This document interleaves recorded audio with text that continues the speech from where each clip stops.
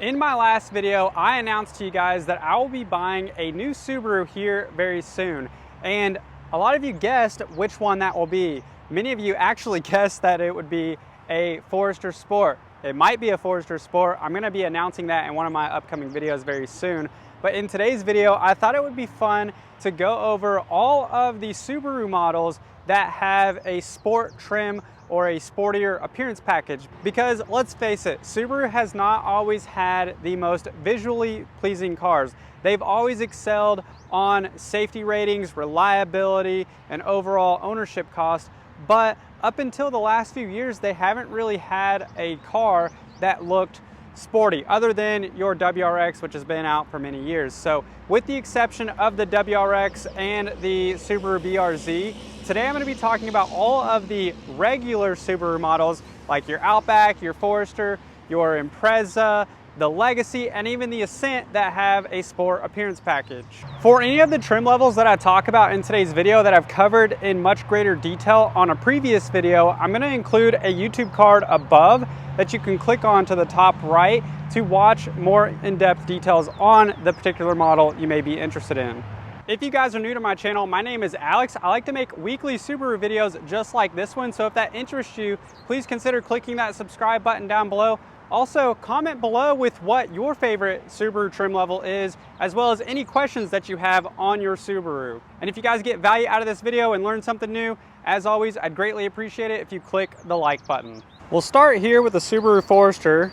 So this is what the regular Subaru Forester looks like. Now this one is the limited, so it does have 18-inch alloy wheels, whereas the lower trim levels like the base and the premium will either come with steel wheels or 17-inch alloy wheels. With the Forester Sport, you get the 18-inch black alloy wheels as a standard. You also get orange accent pieces throughout the body, on the side skirts, on the roof rails, and even up front on the grille. One thing that Subaru did change from the previous model, so 2019 through 2021, Forester Sports had the orange accent pieces around the vent grille right here, so it looked just like this, but it was on the vent. And they changed that for 2022 to make it more subtle. So you still have the steering wheel insert here with the orange accent pieces on the shift lever. On your seats, you have the orange stitching throughout, and even on the dash, you have orange stitching. In my opinion, that made this look a lot better. If you go look at a previous generation, so 2019 through 2021 Forester Sport, it'll have that orange accent piece here, and it just seemed like it was too much as you were getting inside the car. The orange stitching is also carried out throughout the door cards, and on this gray cloth material, you do get a nice sport tag. Although this is classified as the Forester Sport trim, it did not receive any upgrades under the hood. So the engine is the exact same that you would find on all other models, including the base Forester. Now, if you move on up to the Forester Wilderness, you will have the sporty appearance package with a slight difference in your engine performance. So it does still have a 2.5 liter engine, but it has upgraded gear ratios to have a little bit more low end torque and more towing capabilities. So with a standard Forester, you only have 1,500 pounds of towing capabilities, but with the Forester Wilderness, you have 3,000 pounds of towing. The Forester Wilderness still includes black wheels, but instead of 18-inch that we see on the Forester Sport, they are 17-inch black alloy wheels on the Wilderness. And instead of 8.7 inches of ground clearance on the regular Foresters, on the Wilderness you get 9.2 inches of ground clearance. The interior for the Forester Sport and the Forester Wilderness are different from any other Subaru Forester trim. So for the Sport, we have this gray cloth interior on the insert, so the majority of it is the gray cloth. However, it does have this simulated leather side bolstering on each side. With our Forester Wilderness, we have the dark gray StarTex material. This material is a synthetic leather. It looks and feels just like leather, but it is water repellent and it's much easier to keep clean than your traditional leather. It also has dimples in the seat base and the seat back for extra grip, and honestly, I think it kind of looks cool. Behind me, I have the Outback Wilderness Edition, which as you can tell is a more rugged off-road looking Outback. It has the 17-inch black alloy wheels, the all-terrain Yokohama tires. It also has this unique geyser blue color, which is only offered on the Outback Wilderness and the Forester Wilderness. The Outback Wilderness also has the gold accent pieces on the roof rails and up front on the front bumper where your tow hook mounts are. And then on the hood, it has this matte black decal that is designed there to block the glare from the sun whenever you're going up a steep hill and you're looking straight at your shiny hood. The cladding on the Wilderness Edition is also much higher and has sharper edges than your traditional Outback. Now for the 2023 Outback, all the other trim levels are going to receive similar cladding to this, but not the exact same. Unlike the Forester Wilderness Edition that only has the 2.5 liter engine, this comes standard with a 2.4 liter turbo engine. So it has 260 horsepower versus the 182 that comes on the standard 2.5. And for anybody who wants to take it off-roading, this does have the highest ground clearance. It has 9.5 inches of ground clearance compared to your standard Subaru SUVs that have 8.7 inches. The Outback Onyx Edition debuted in 2020 with the black appearance package. It has the 18-inch black alloy wheels and came standard with a 2.4 liter turbo engine for people who wanted a little bit more power and a little bit more torque. The Onyx also comes with the StarTex upholstery, much like what we see in the Crosstrek Sport. But instead of the yellow stitching that we see in the Crosstrek, the Outback Onyx has green stitching. Starting in 2023, the Outback Onyx is now offered in the 2.5 liter engine. So the 2.5 liter engine is standard on all other Outback trim levels, with the option for the 2.5 liter turbo that used to only be standard on the 2020 through 2022 Onyx trim levels. The turbo Outback has more power, more torque, and more towing capabilities at 3,500 pounds, whereas your standard 2.5 liter engine in the Outback only has 2,700 pounds. Now, if you don't need the additional power and the additional torque, you can opt for that 2.5, save a little bit on fuel, and save a little bit on the purchase price. So in my opinion, I think this is a huge selling point for people who want an affordable, sporty looking Outback without having to spend a lot more to get the turbo engine that they may or may not have a need for. Here is the Impreza in a premium trim level. It has 17-inch alloy wheels. Now if we go over here and we look at this Forester Sport with the 18-inch alloy wheels, that is the first upgrade. You also get sport tuned suspension for the Impreza Sport, so it does come with a little bit stiffer suspension than your regular Impreza. And although this one is the hatchback, you can also get the Sport in a four-door sedan.